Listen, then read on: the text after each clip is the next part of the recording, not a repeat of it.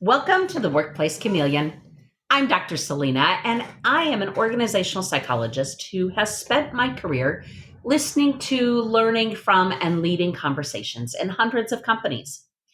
It is this fascination with organizational effectiveness. No matter how many people are involved, what it takes, how it happens, and how we support people involved that drives me to continue the research, the learning, and the dialogue so that when people are cared for, we know organizations do better. In each episode of this podcast, you will hear a variety of ideas, approaches, some at the individual level, some of them for teams, and some of them at the organizational level, because that's really where I operate from, a systems viewpoint, how all the parts add up to and become even bigger and stronger than the system itself. We know in organizational systems, when you pull on one part of the system, other parts of the system feel it. And I will always encourage you, though, to start where you can, influence from where you are. And while I will always hold leaders to higher levels of accountability, there is something each of us can offer in organizations, whether it's employment, volunteering, maybe it's a committee you serve on. We all have the opportunity to impact it and help create, as well as help it evolve to be the kind of organization it is. I'd like to start today with a story. In my own household, when my older daughter had hit her teen years, she had to work through a number of health challenges, and while they certainly could have been worse, they were pretty frustrating for her. And we'd been through several years of poking and prodding and appointments and travel. And we came to what we'd hoped at that point in time was one of the last stretches to health. And it was a physical therapy appointment where we showed up one day to start this series of sessions. And I look at my daughter and realize that she is just way over this. She is done. My pretty happy, upbeat daughter is just really not wanting to be there. And while I could see that, and I certainly could understand why, we meet the new physical therapist, and the new physical therapist is trying to do all the right professional things by making an early connection with this new patient, ask the new patient more about them and what their goals are and how he can be helpful. And I'm watching my daughter just not want to participate in the process. So we get past that early stage and they go out to the therapy area, to the equipment and the stations where the rest of that work could be done. And I assume off to the big room, what I call the mom chair. I pulled up a chair, pulled out my book, let them do their work. And I recognized that throughout the therapy session, I'd continue to look over and I continued to see an interaction that was reflective of our first few minutes together. He'd ask her a question. She'd say, yep. Uh-huh. He'd ask for some clarity and ask her to describe something. And she'd give a few word answer. And he might even say, I'm sorry, I didn't hear that. Could you repeat that? It was okay. I just knew it could have gone better. We were on our way out to the car after the appointment. And I said to my daughter, he's just trying to help.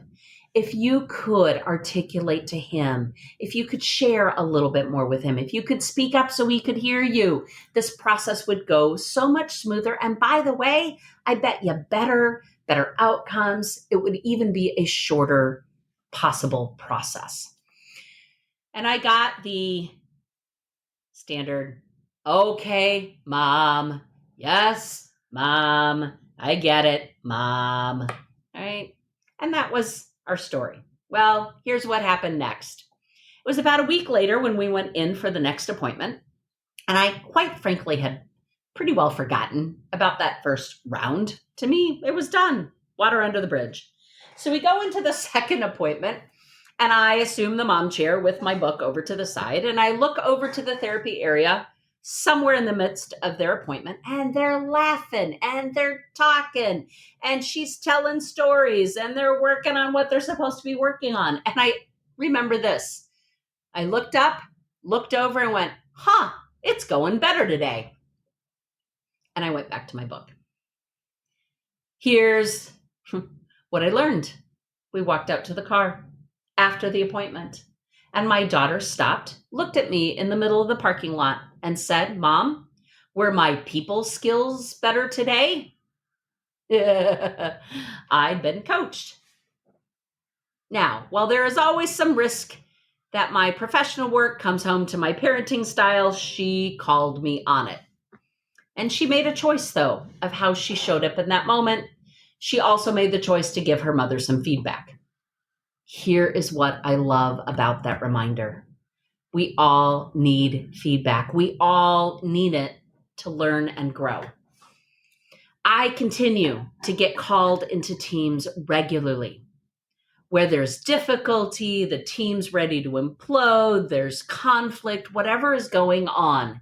And a lot of times, it happens because someone should have received some hard feedback somewhere along the way, and their patterns of behavior somehow now impacting other people, and other people have reached their point.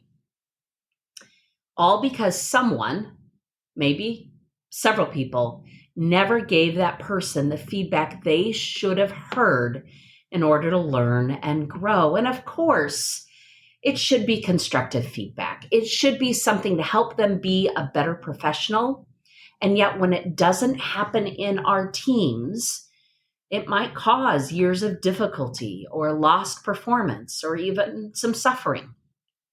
We all spend a lot of time at work together. Now, in other episodes, we'll focus on delivering that feedback, but here's what I want you to consider for this: receiving the feedback. If someone is honestly giving you feedback to help you be better, thank them. Listen to it. Wrestle with it. And what happens if I don't, if I'm not welcoming to it, if you come up to me and say, "Hey, Selena, I'd like to share something with you." If I go all ego on you, if I start making excuses, you will not be that helpful next time. You might for a little while just to give it another go, but at some point you will disconnect and figure, it's not worth it.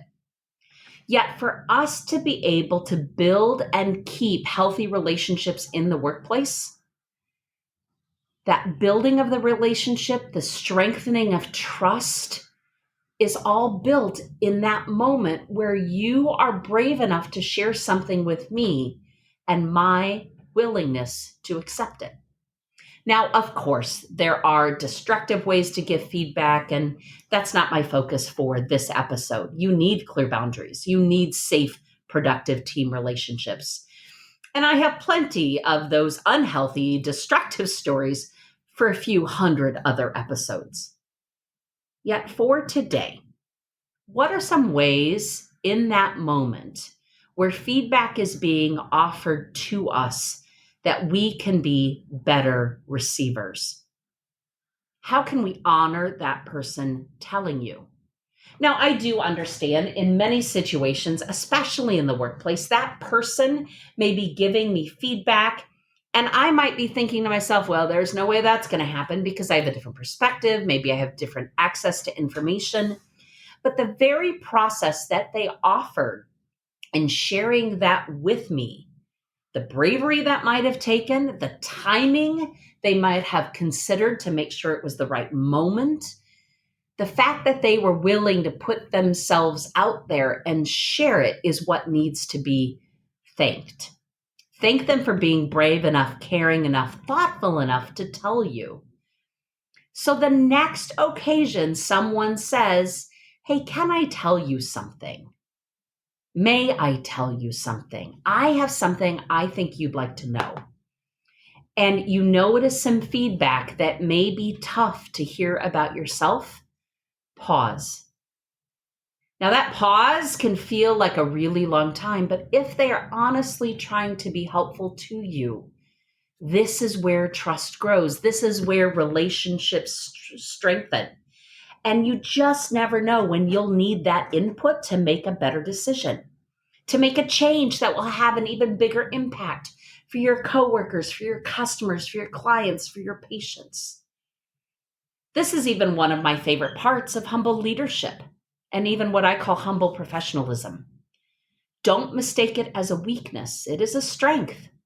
To be able to receive feedback from someone else in a attitude of gratitude, with grace that says, I appreciate what you just did for me. It doesn't make it easy, though. Trust me, this is not necessarily something I have done well in the past.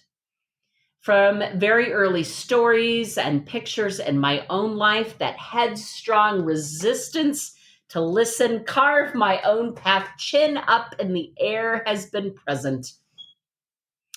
After 27 years of marriage, my amazing husband would tell you that the fastest way to get me to take on a new challenge is to tell me I can't. And after 50 years on this earth, I wish I'd learned this sooner. Here is to a lot more decades ahead of learning. May your people skills continue to grow. Why? Because we need you in our organizations today to make that positive impact on others. When someone is offering you the gift of feedback, thank them, learn from it, and make the choice of what you do with it next. I appreciate you tuning in. I'm grateful for your support. I'm excited for this journey, and I wish you all the best. Take care and be well.